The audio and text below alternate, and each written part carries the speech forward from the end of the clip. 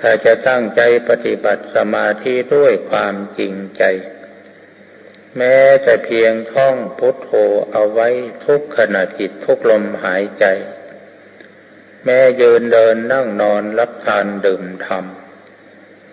เราท่องพุทโธไว้ได้ตลอดเวลาการท่องพุทโธเนี่ยท่องเหมือนกับเราท่องเล่นๆไม่ต้องการผลตอบแทนใดๆแต่เราท่องไม่หยุดและเราก็ไม่บังคับจิตให้เกิดมีสมาธิ